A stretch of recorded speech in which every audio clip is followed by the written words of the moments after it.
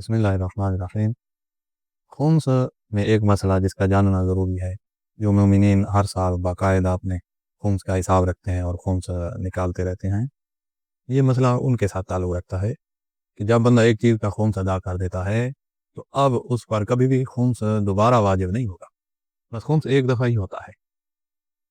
کوئی چیز ہو، پیسہ ہو، اس پر خمس ایک دفعہ ہی واجب ہوتا ہے۔ اس کے بعد جو بات مومنین جاننا چاہتے ہیں اور ان کو معلوم بھی ہونی چاہیے، وہ یہ ہے کہ جب آپ نے ایک پیسہ کا خمس دے دیا، مثلا آپ کے پاس سالانہ بچت 1,00,000 روپیہ تھی، اس میں سے 5 یعنی 20,000 روپے آپ نے خمس دے دیا۔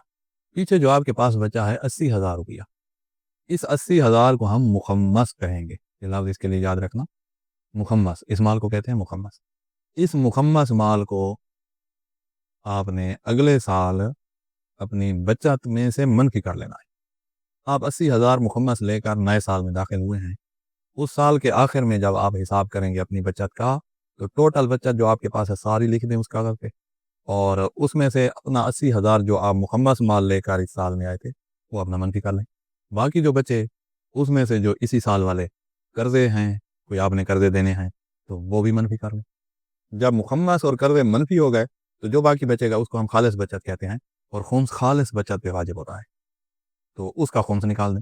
اب 80,000 آپ کے پاس پہلے سے مخمس تھا، فرض کرو ابھی خالص بچت جو اس سال کی ہے وہ سب کچھ نکالنے کے بعد وہ 50,000 ہے۔ 50,000 کا آپ نے خمس نکالا، 10,000 پیچھے بڑھ گیا 40,000، تو 80 وہ جو آپ نے علیحدہ کیا ہوا ہے، 40 یہ ہو گیا 1,20,000۔ 1,20,000 لے کر اب نئے سال میں آپ داخل ہوئے۔ اس سال کے آخر میں آپ نے حساب کیا تو آپ کی ٹوٹل بچت جو تھی وہ فرض کرو 1,00,000 ہوئی ہے، اس میں سے آپ نے قرضے جو آپ کے تھے وہ منفی کیے، فرض کرو 50,000 آپ کا قرضہ تھا وہ منفی ہو گیا، پیچھے جو بچا وہ 50، اور جو آپ مخمس مال لے کر اس سال میں آئے تھے وہ 1,20,000 تھا۔ تو اب اپنا مخمس برابر کرنے کے لیے آپ 50,000 جو آپ کے پاس قرضوں کے بعد بچا ہوا ہے اس کو مخمس کھاتے میں ڈالتے ہیں، تو آپ کے پاس کچھ بھی نہیں ہے، تو جی ہاں، پھر اس سال آپ پہ خمس واجب بھی نہیں ہوگا کیونکہ آپ کے پاس خالص بچت ہی نہیں ہے۔ تو آپ نے 50,000 قرضوں میں منفی کر لیا، اور 50,000 وہ آپ کا 1,20,000 مخمس تھا، تو آپ نے اپنا 50,000 علیحدہ کیا ہے، تو مخمس مقدار جو 1,20,000 تھی اب آپ کے پاس بچ گیا ہے 50۔ اب نئے سال میں یہ مسئلہ اہم ہے، اب نئے سال میں جب آپ داخل ہو رہے ہیں تو آپ کے پاس 50,000 ہے مخمس، تو 50 لے کر نئے سال میں داخل ہو رہے ہیں۔ اب جب سال کے آخر میں آپ نے پھر اپنی بچت لسٹ بنائی اور بچت کا حساب کیا، تو قرضے نکالنے کے بعد آپ کے پاس بچت فرض کرو 2,00,000 ہے، تو ہم ایسے نہیں کرنے دیں گے آپ کو کہ وہ پچھلا جو 1,20,000 تھا اس کو آپ منفی کر لیں۔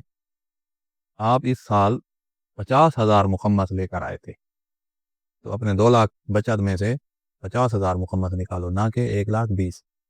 تو مخمس نکالنے کا خلاصہ یہ ہے کہ جتنا مخمس مال آپ لے کر سال کے شروع میں لے کر سال میں داخل ہوئے ہیں، وہی مخمس مال سال کے آخر میں بچت میں سے آپ منفی کر سکتے ہیں۔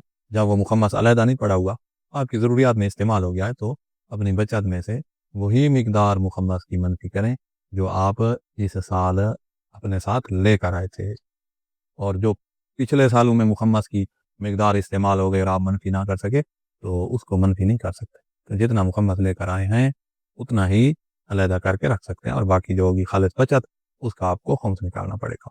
خداوند عالم آپ کی توفیقات خیر میں اضافہ فرمائے۔